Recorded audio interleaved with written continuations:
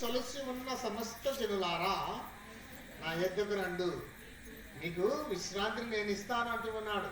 నేను ఏమంటా ఉన్నాడు అంటే, మీ కష్టాలు, మీ బాధలు, మీ దుఃఖాలు, కుటుంబంలో తండ్రి తల్లి బిడ్డలు బాధపడుతూ ఉంటూ ఉన్నారా, మీరు నా చెంతకు రండి, నా దగ్గరికి రండి, నేను మిమ్మల్ని ఆదరిస్తాను, నా దగ్గరికి రండి, నేను మిమ్మల్ని కాపాడుతాను, నా దగ్గరికి రండి, నన్ను దగ్గరకు వచ్చి మంచి విశ్వాసముతోను భక్తితోను దేవుని మీద ప్రేమ కలిగినటువంటి వాడిగాను నువ్వు జీవించు అని ఆ వాక్యము ఆయన చెప్తూ ఉంటున్నాడు. మనము ఎన్నో కష్టాలు పడతాం, ఎన్నో బాధలు పడతాం, కుటుంబంలో ఎన్నో సమస్యలు ఉంటాయి.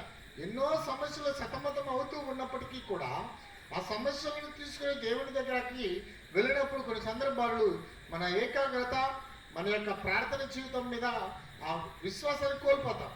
అలాంటి విశ్వాసాన్ని కోల్పోయినప్పుడు, అలాంటి ఆ భక్తి లేనప్పుడు దేవుడు మన ప్రార్థనలు కూడా వినలేడు. నువ్వు దేవాలయానికి వెళ్ళి దేవుని మీద ఏకాగ్రత ఉంచి, ఇదిగో తండ్రి నా బాధ ఇది, నా కుటుంబ బాధ ఇది, నా బిడ్డల బాధ ఇది, నా సమస్య ఇది, నేను ఈ విధంగా నడుచుకుంటూ ఉన్నాను, నేను ఈ విధంగా ఉంటూ ఉన్నాను, నా బిడ్డలు నా మాట వినట్లేదు, నా బిడ్డలు నా బాధను గ్రహించలేకపోతూ ఉన్నారు, నా సమస్యలు సతమతం అవుతూ ఉంటూ ఉన్నాను, అప్పులతో ఉంటూ ఉన్నాను, కన్నీటితో ప్రార్థిస్తూ ఉంటూ నా ప్రార్థనలు వినవయ్యా అని ఆయన అడగాలి.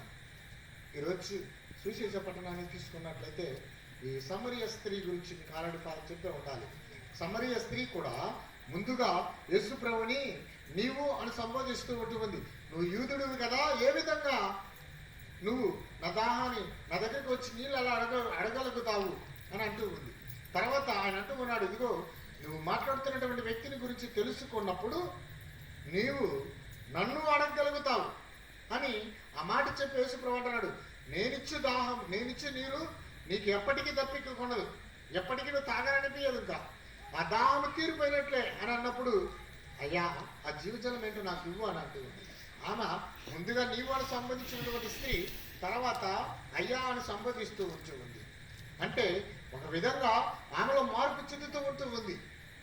ఆయన అప్పుడు ఆ మాట అన్నప్పుడు ఆయన అంటూ ఉన్నాడు, ఇదిగో నీ వెళ్ళి నీ భర్తను పిలుచుకుంటా అన్నప్పుడు ఆమె అంటూ ఉంది, నాకు భర్త లేడు, నాకు భర్త లేడు. ఆ వాక్యంలో ఉంటుంది, మీరు చదువుకోండి 4వ అధ్యాయంలో.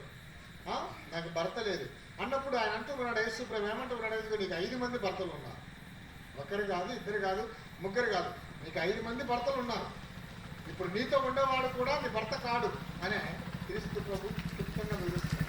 అది తెలుసుకున్న వెంటనే ఆ స్త్రీ మళ్ళీ ఏ విధంగా సంబోధిస్తుందంటే, ఇదిగా ఆయన ప్రవక్తేమో, ఎందుకంటే నా జీవితంలో జరిగినటువంటి విషయాలన్నీ తెలియపరుస్తూ ఉన్నాడు, నాకు తెలియని విషయము నా జీవితంలో జరిగింది, నాకు ఇంతమంది భర్తలతో ఇంతమంది ఉన్నారని నాకు మాత్రమే తెలుసు, ఈయనకెలా తెలుసు, ఈయన కొత్త ఆయన కదా అని. బహుశా మీరు ఆమె ఏమంటుందంటే, ఇదిగో మీరు ఒక ప్రవక్త అనుకుంటున్నాను, మీరు ఒక ప్రవక్తని నేను సంబోధిస్తూ ఉంటున్నాను, మీరే దేవుడి దూతలాగా ఉంటూ ఉన్నారని సంబోధిస్తూ ఉంటుంది. మొదటగా నీవు అనింది, రెండోసారిగా అయ్యా అనింది, మూడోసారిగా నువ్వు దేవుని దూత ప్రవక్త అని చెప్తూ ఉంటూ ఉంది. చివరిగా ఆయన ఆ మాటల్ని విన్న వెంటనే, ఈ రహస్యాలు తెలియపరిచిన వెంటనే ఆయన అంటూ ఉంది, ఒక మాట అంటూ ఉంది, ఈ విషయాలని నేను ఎప్పుడు గ్రహించగలుగుతాను అంటే, వారు అంటూ ఉన్నారు, ఎవరైనా కానీ క్రీస్తు ప్రభు వచ్చినప్పుడు మాత్రమే యథార్థం అనేది, సత్యం అనేది తెలియబడుతూ ఉంటుంది అని. ఆ విషయాలు గ్రహించినటువంటి ఆ స్త్రీ చివరగా ఏమంటుందంటే, ఇదిగో నీవే క్రీస్తువు, నీవే అపర క్రీస్తువు, నీవే క్రీస్తు ప్రభువి అని చెప్తూ వస్తూ ఉంది.